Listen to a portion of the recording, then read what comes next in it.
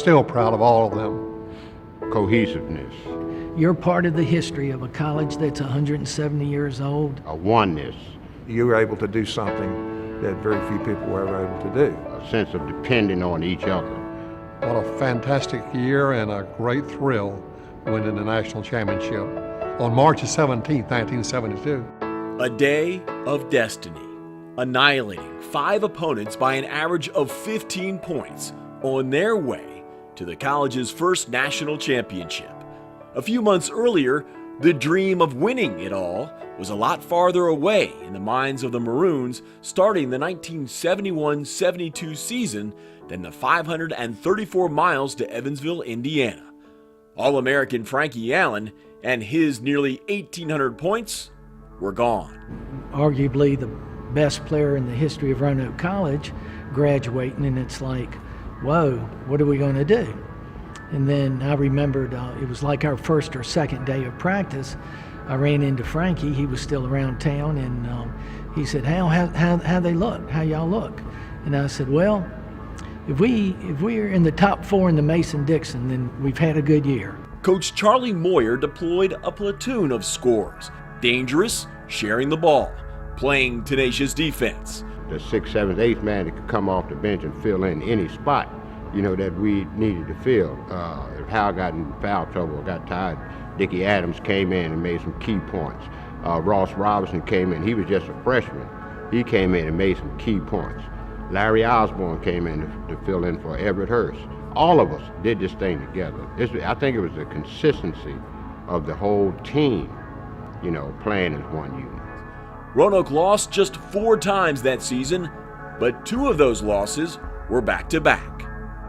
That was kind of a wake-up call for us that we may have gotten too complacent and too overconfident, and that we need to go back and work harder and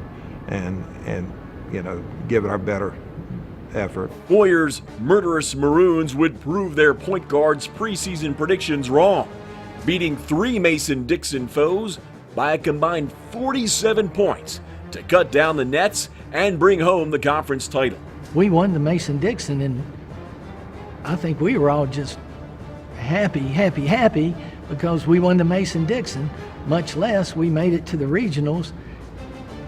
If our season would have ended then, we would have had a great season for what we had coming back to start the year out with. Moyer's focus was unshakable, a trait his team found humorous at times. My athletic supporter had broke, and so I went over to the coach and I said, Coach, my athletic board, my jockstrap broke. And he looked me right in the eye, he said, all right, he said, go in for Beatty. I said, Coach, I am Beatty. He said, oh.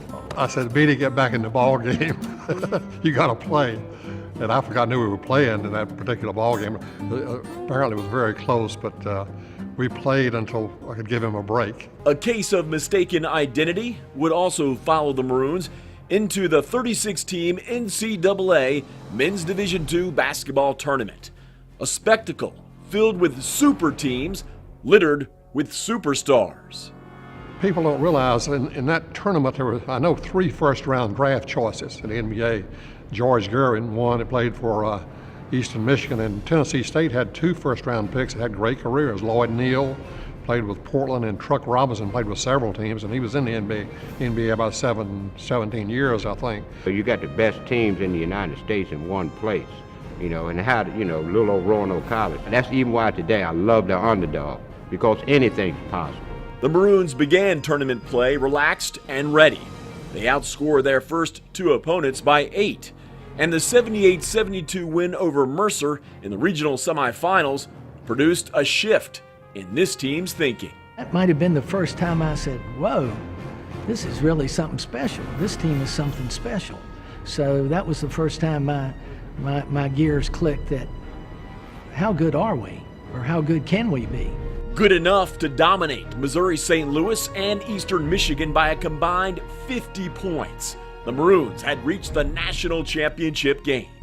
Roanoke College faculty frantically caught flights to Evansville and joined the over 17,000 fans to watch their team battle Akron in the title game.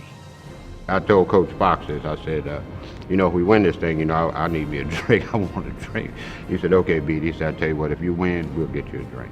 Akron had a good ball club. They were well coached, and we played extremely well against the University of Akron. I remember the coach said Dr. Wyatt Webb was their coach, and he was a good one. But not as good as Moyer. He had led his team to a 23-4 record entering the tourney and now had won 4 straight in convincing fashion. His players were still not 100% sure they belonged. Can you believe we're playing for the national championship? It wasn't, let's go out there and win the national championship. That didn't come about until more or less after we warmed up, came back in the locker room, and then it started, hey, we got this far, guys. Let's don't stop now. The South Atlantic regional champs would test the waters against Akron. We were staying up with them. We edged a little bit ahead, and then they'd come back. So it was sort of back and forth all the way up through the first half, as I remember. Roanoke started to pull away in the second half as the team's confidence continued to grow and the game clock continued to shrink. The Maroons came to an epic conclusion. I remember right at the end of the game, we was up by like 12 points. And I said, man, we're going to win this thing, man. I said, can you believe it? I said, I couldn't believe it, man. Number 1 in the whole nation, man, in a small college. Dropped to my knees. I just dropped to my knees and I just said, I can't believe it.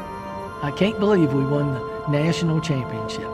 And that was the thought. Are you kidding me? We won the national championship. I was on my knees. Probably should have been praying, but I wasn't. Hallelujah, as he was nicknamed, led the Maroons to the 84-72 victory over Akron and averaged 23 points in Roanoke's final 3 wins at Evansville, Indiana. The Andrew Lewis product became the college's first athlete to bring home first-team All-American honors after being named the tournament's most outstanding player. But Johnston and his teammates are quick to acknowledge who led them to the College Division National Championship. A man named AP Coach of the Year while sharing the 1972 NABC National Coach of the Year honor with UCLA's John Wooden.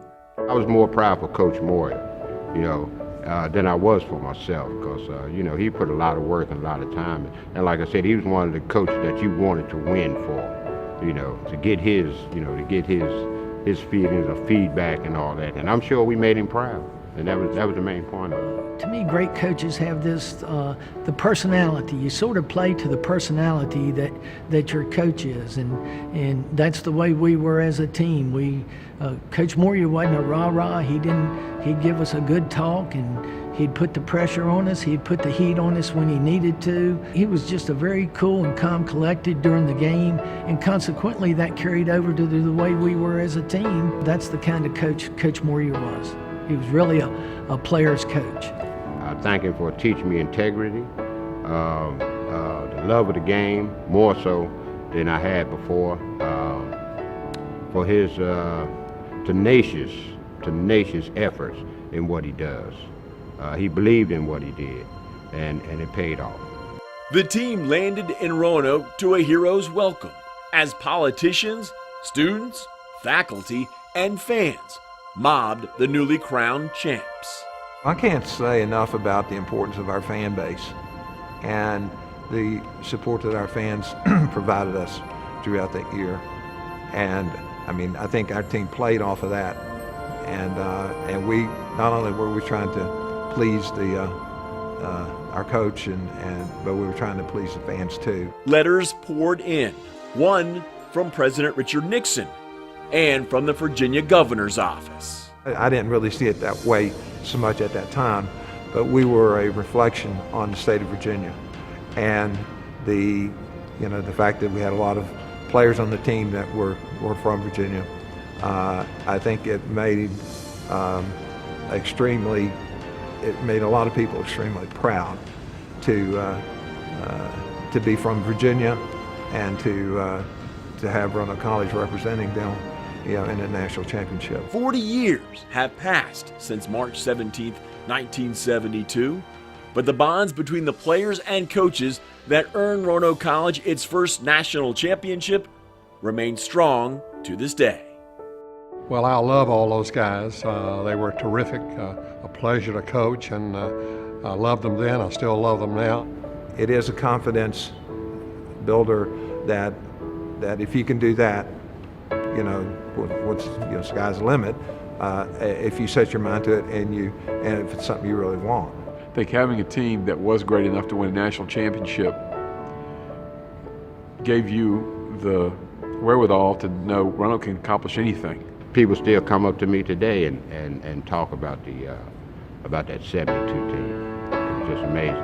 My years at Roanoke College were some of my best. We had good kids. I was here 6 years, and it was nice to win the national championship, but I certainly enjoyed my coaching time at Roanoke College. We'll always have that feeling that we had in the locker room that year. We'll always have that feeling for each other for the rest of our lives. So we were all part of history, which is certainly very rewarding.